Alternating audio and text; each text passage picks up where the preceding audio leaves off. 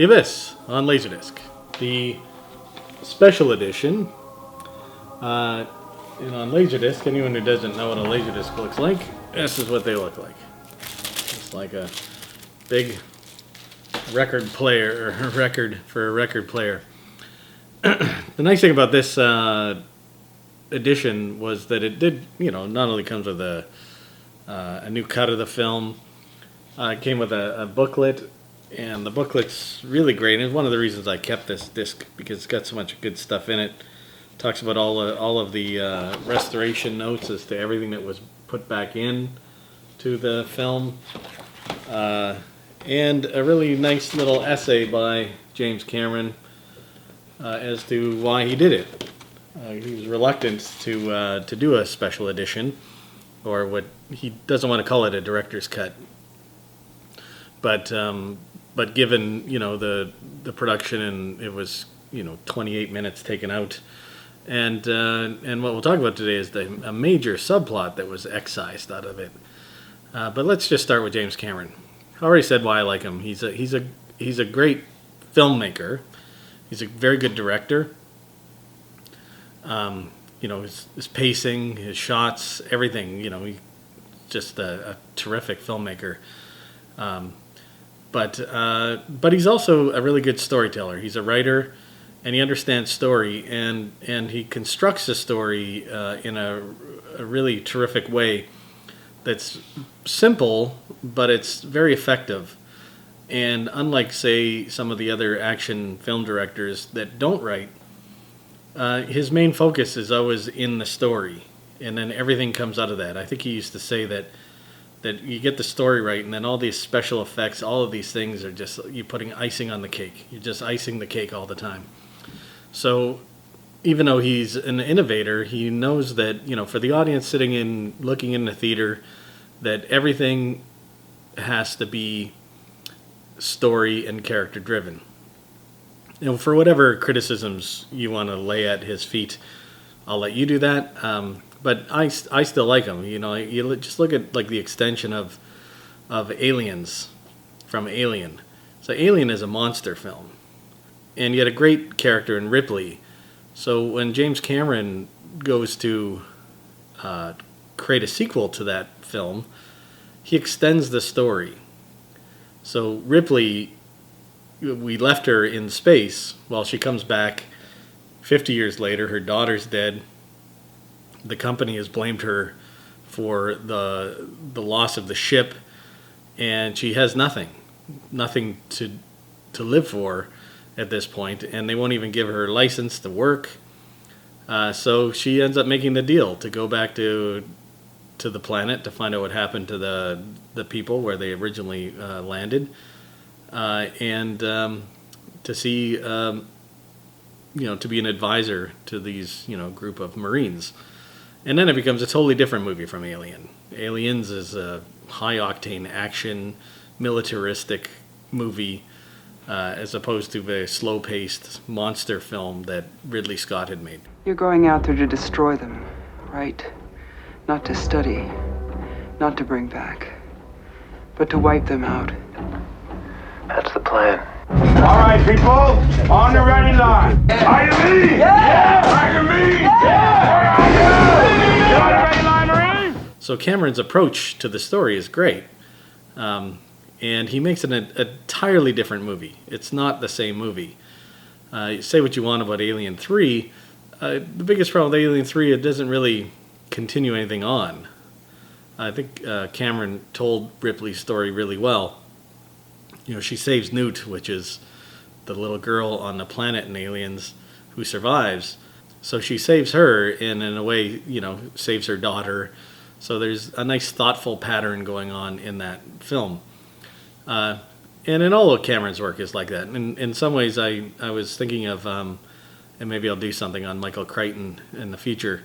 Michael Crichton, who has a great way of setting up a story that's fantastical and imaginative. And I think Crichton's downfall often was that he couldn't pay it off. If anyone's ever read Andromeda Strain or something. So it's a riveting book. and then it just sort of ends. And I think The Abyss kind of feels that way in the original version. It doesn't feel that way in the extended cut that he provides for this Laserdisc release. So yeah, Michael Crichton is an excellent sort of companion to I think to James Cameron in terms of constructing a story. Now, the Abyss story is very simple construction. It's this nuclear sub goes down in deep water. Oh my God.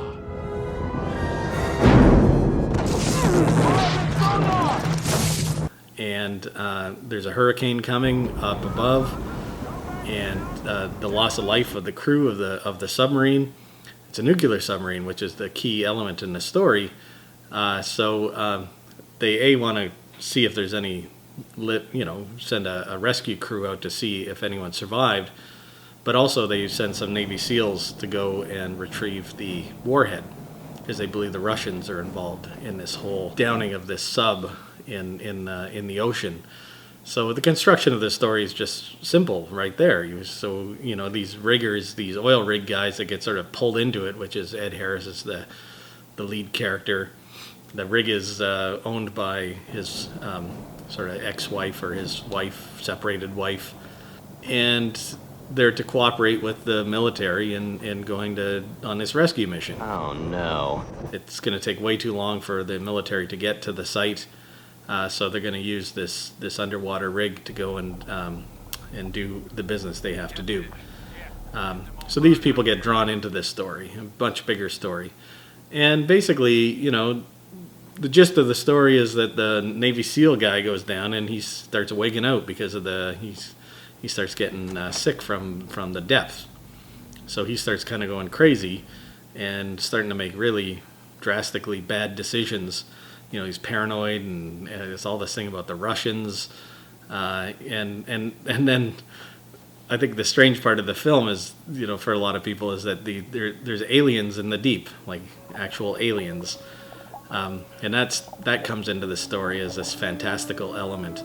So what really starts off as sort of like a military realism to some degree in the rescue mission turns into something far more fantastical. And there's alien life down there, and they're probably the ones, as we find out they are, responsible for the sub accident. yards. 80 yards, sir. 60.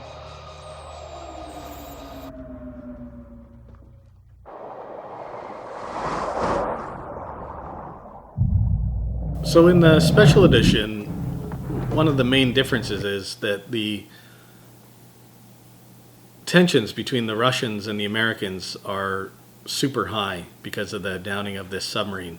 The Americans are distrustful and paranoid that the Russians are responsible, and things are starting to get out of hand, and it becomes sort of like a Cuban Missile Crisis sort of situation, and there's escalation that's going on above the surface of this oil rig that's in the deep ocean. While they're struggling with their story, there's this whole big story unfolding that's the world is starting to become, going to the brink of nuclear war, which is, quite a common thing with Cameron back then, was the fear of a nuclear holocaust, which is obviously obvious in the Terminator films. And it goes through The Abyss as well, and then maybe into True Lies, the more of a fear of terrorism and things like that. But these things do reoccur in his work, obviously. So in the special edition, or in the original film, all of that is sort of wiped out. All of the world at war stuff, world on the brink of war. And there's a whole tidal wave sequence I won't talk about later or another time, but I don't want to go into too many spoilers. But you have this thing that makes a lot more sense to the story than when you watch the original film. In the original film, they sort of meet the aliens below the sea, but they don't really. it's not really explained, and they, and I guess some of the criticisms he got for the film was, E.T. underwater or Close Encounters. So there's no sort of rhyme or reason as to why these aliens are there and why they help them at the end of the film in the original version. And when you get to this cut of the film, all of it becomes much more apparent and clear. One of the best pictures of the year, it's also something even more unexpected. A love story of shattering impact. The Abyss opens August 9th at theaters everywhere. So that's pretty much the plot of the film. But the real story, and Cameron talks about this in his essay, the real story is the relationship between Ed Harris and Mary Elizabeth Mastrantonio's characters. Ed Harris's character, of course, is in charge of the rig. He's, sort of the blue-collar guy. You can send down whoever you like, Commodore, but I'm the tool pusher on this rig, and when it comes to the safety of these people, there's me and then there's God, understand? If things get dicey, I'm pulling the plug. And she is the sort of the white-collar gal, engineer. I was worried about the rig. I've got over 4 years invested in this project. Yeah, you only had 3 years invested in me. Well, you have to have priorities. And their strained relationship and how they have to come together in this moment of crisis. And there's a whole element of sacrifice, human, and love, and maybe you would say it's a touch of sentimentality there, but there's nothing wrong with that, right? Not every movie, action movie, has to be just gung ho. It really has a heart in the story, and the heart of the story is the finding of love and reconciliation between these two main characters in this moment of crisis, having to put everything aside for something bigger, which is each other. And I think Cameron says there that in his essay that he was quite proud of that, and had gotten to a place where he hadn't really gotten to. I always find it very interesting, though, because Cameron came through the Roger Corman school of filmmaking. So a lot of great filmmakers of his era and prior all sort of worked for Roger Corman. And one of the guys that just came to my mind at some point was John Sayles. And John Sayles, of course, made fun Roger Corman movies. You should look him up, and we'll talk about him later. But he'd end up making these small dramas later on in life. But part of those, just as an aside again, there's Jonathan Demme came out of there, Francis Coppola, Martin Scorsese, like all these people that sort of young filmmakers who got a chance with Corman. That was Corman's thing. You probably work for peanuts, but you got a chance to make a movie. And if it was schlock or goofy, or for Cameron it was Piranha 2. And any young filmmaker, if someone gives you a budget and an opportunity to make a movie, you'll sleep on the floor. You'd do that, of course I would. So yeah, I just thought of John Sayles as well as this, these guys that made these sort of schlocky, fun drive-in movies for Corman, but finding themselves later on in life as filmmakers, really wanting to delve into something that's dramatic as well as fun, and that's why I think The Abyss really stands out. Is it really has a core and a center of the story, which is a love story, and all the spectacle and all the stuff that happens around it is again icing on the cake. He ices the cake with that. The Abyss is an experience like no other, writes Peter Travers of Rolling Stone magazine. It's the greatest underwater adventure ever filmed. The most consistently enthralling of the summer blockbusters. So with that, I will sign off, and we'll see you next time.